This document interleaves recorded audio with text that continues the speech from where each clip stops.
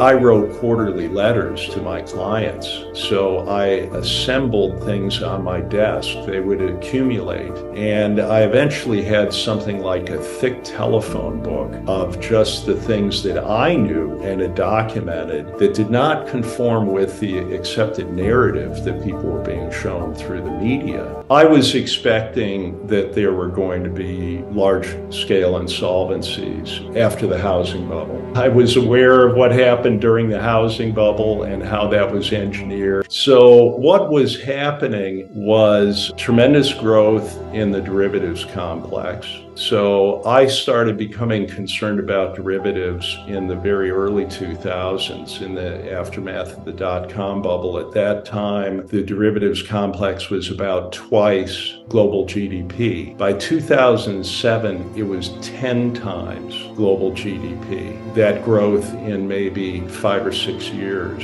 So the financialization was outstripping any real thing on earth already. The Fed has murky powers that people don't know about until they decide to make it visible. One of their powers is to create entities out of nothing. You just create a limited liability company, and then the Fed can loan money, create money, and put it into that entity. It's completely off balance sheet. It doesn't have to be disclosed anywhere. But in this case, they did. They created something called Maiden Lane, which is a street I sometimes walk down in the southern district of Manhattan and the financial district. So Maiden Lane was extended this created money to buy these problematic positions out of the banks, take them off the hands of the banks. And there was so much of this problematic stuff that they then created a Maiden Lane 2 and a Maiden Lane 3. And who knows what else was created that we were not told about.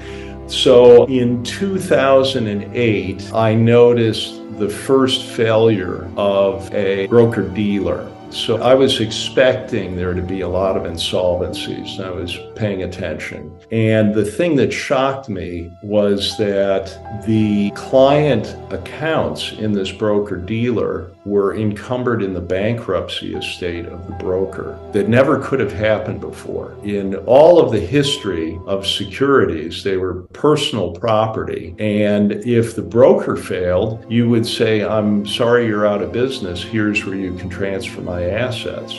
That did not happen in this case. So I started digging into what could possibly have changed. And this was as serious as a heart attack, given that we were going into this meltdown at that time. That's when I discovered it had been done through changes to the Uniform Commercial Code in the United States. This had been done in all 50 states. So it was something that could be done very quietly over a long period of time and did not have to be done at the federal level, didn't draw attention. What they did was to create a new legal construct of a security entitlement. Now, prior to this, as I said, securities for 400 years were personal property. This concept of a security entitlement severed that. That's its purpose. So what people then have in institutions and pension funds, even sophisticated investors, all they have is an entitlement. It's a claim, it's a contractual claim, which is very weak in the event of insolvency. So it's an appearance of ownership. It's sometimes referred to as beneficial ownership, which sounds nice, but what it means is that you receive dividends, you receive a proxy, you are the owner of title. You can, of course, you can buy it and sell it, but you can see in documents that I've found that the legal owner is actually the entity that controls the security with a secured interest. They are the legal owners of the property. So now you have a contractual claim. Next, all of the securities are held in pooled form. So you have no specific identification. It used to be that with paper certificates, they were numbered. You had a specific numbered bond or stock share certificate. So now they're fungible bulk, book entry form, pooled. Further, we know, and it is absolutely irrefutable from the Fed's own response to a questionnaire from the EU, that even segregated accounts, even people or institutions that have been told that their securities are segregated, are in the same pool and entitled to only a pro rata share in the event of an insolvency of the custodian. So again, segregation is just an appearance. People are told that. It's an absolute subterfuge. And the shocking thing is that even sophisticated institutional investors do not understand this, or they don't want to know it. Further, even if outright fraud is committed by the custodian, that does not obviate the ability of the secured creditors to take the securities from these pools ahead of the people who thought they owned them. Then there was, in 2005, a change to the bankruptcy law in the United States, creating something called safe harbor. Again, that sounds nice, but what safe harbor means is safe harbor for the secured creditors to take the client assets and to make that absolutely certain that even in the event of fraud, they will take the client assets. So prior to this change in bankruptcy law, there was something called fraudulent transfer, fraudulent conveyance. And the trustee, the bankruptcy trustee, had a duty to claw back any assets that had been fraudulently transferred. So this change was made in 2005. And then with the failure of Lehman Brothers, this was cemented in case law, and we can see the judgment by the bankruptcy court related to this. What happened there was that JP Morgan was both the custodian for the client assets and the secured creditor that took the client assets, which prior to 2005, everything that happened there would have been constructively fraudulent. But the bankruptcy judge, this is the Southern District of New York, which is Manhattan, found in favor of JP Morgan that JP Morgan absolutely was entitled to take the client assets.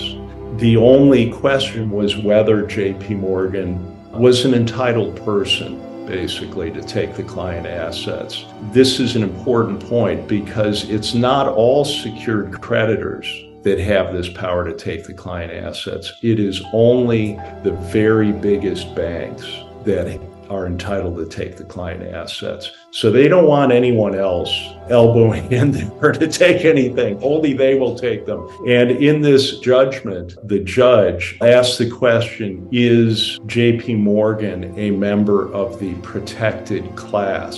Used explicitly those words and said quite obviously, as one of the biggest banks in the world, biggest financial institutions, JP Morgan is quite obviously a member of the protected class. To see this in a bankruptcy case law from the court, I think that's pretty strong stuff. It's like that document directly from the Fed provided to the Legal Certainty Group. This is hard to refute. A custodian has the records of who owns what. It's in their books and records, but that's all it is. It is the records. The system has been changed so that the property itself is then transferred up to a higher level and held in pooled form. So you deal with your broker to execute a trade to buy or sell something, and you get a representation of an account that shows you what you have in it. but the assets are not held even at what you think is your custodian. It's transferred to a higher level. In the U.S., that is the Depository Trust Corp, which holds all securities in the United States in pooled form. So the brokers themselves are low down in the food chain. In Europe, there are central security depositories at the national level that give an appearance of a registry of ownership at the national level. But by law, under something called the Central Security Depository Regulation, CSDR, which was imposed in 2014, by law, these securities are transferred by a mandatory link to an international central securities depository. So they want cross-border mobility of the collateral to occur. So in Sweden, for example, you have a local registry, but then the securities go up to Euroclear Belgium. So they are subject to Belgian law, not Swedish law at that level. And then the collateral is transported to underpin the derivatives complex, which is housed at the central clearing counterparties. The acronym is the CCPs. So this is the purpose, to take the collateral up to this central clearing counterparty level. And we know from a BIS document that is now over 10 years old that the systems are in place for the movement of this collateral on a global basis nearly instantaneously, especially in a crisis, to be swept to meet the collateral demands of the system, the secured creditors.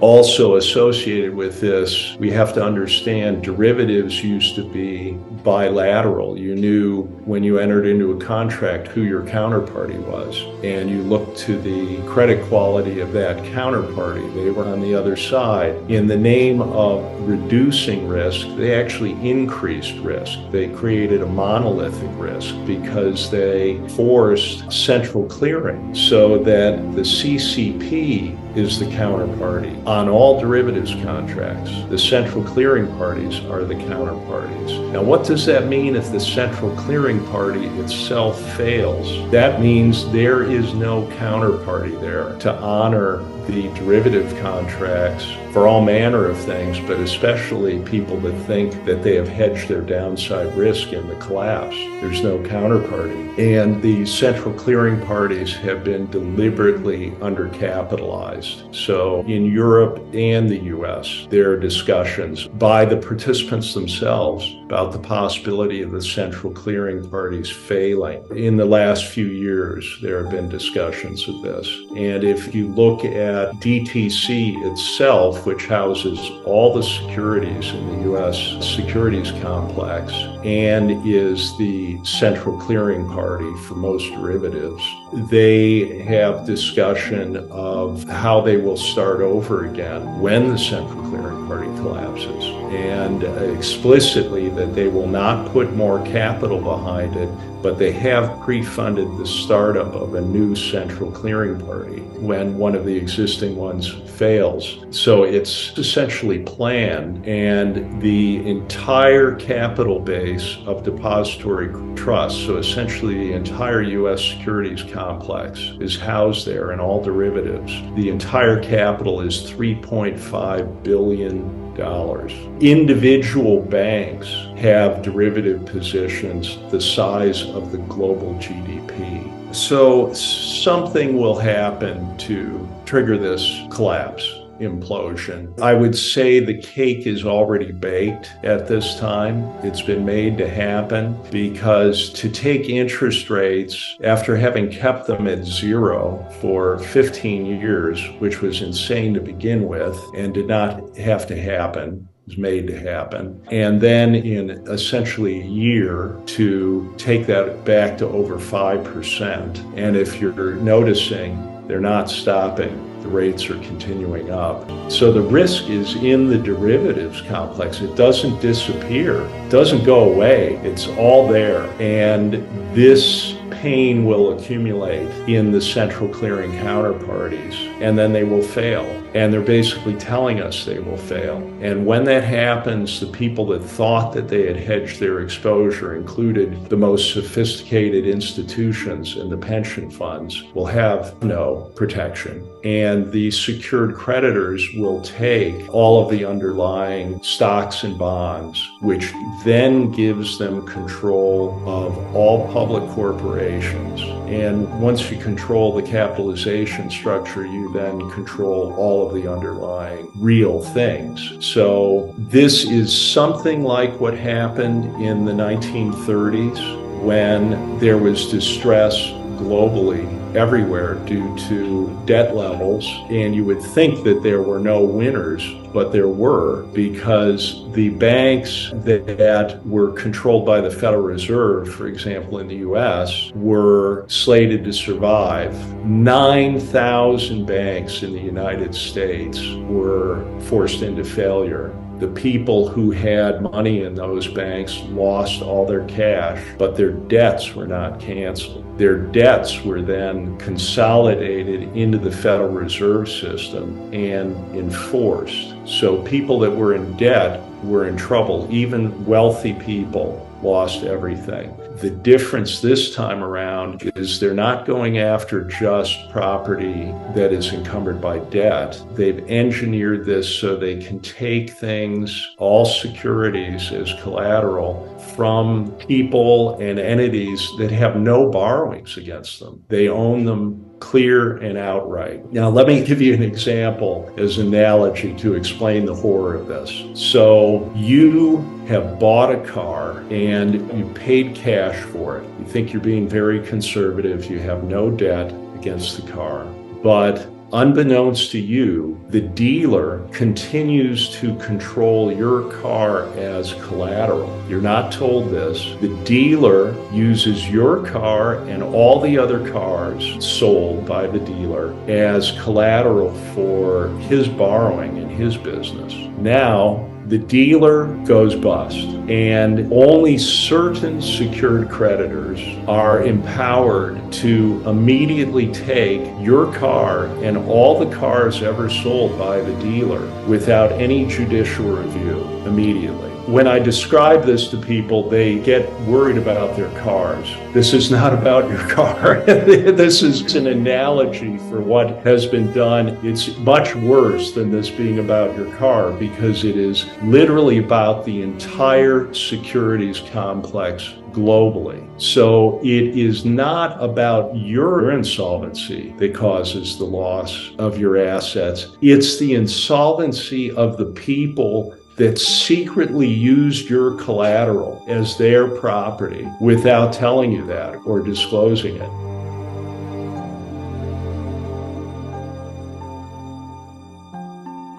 I've always been interested in what happened in the 30s because of talking about these things with my father, who lived through that, and what I saw happening in Cleveland when I was a boy. I'd try to talk with anyone who had lived through that time. And I asked my aunt what had happened in the 30s, and she said, well, suddenly no one had any money. And I said, what do you mean? How could that be? And she said, well, no one had any money, and even wealthy families didn't have any money.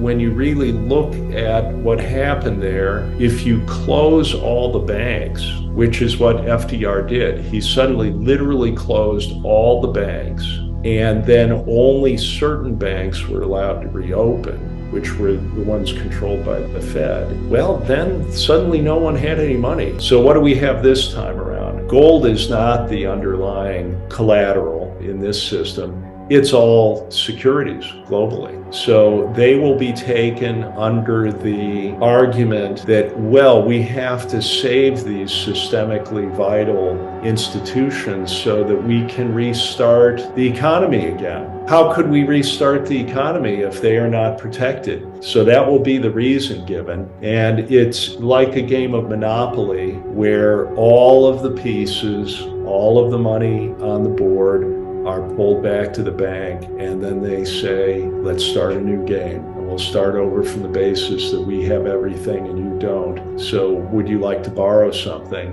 And this is what the CBDC, the central bank digital currency, will be. It will be very difficult for people to refuse to use it because they literally won't be able to eat.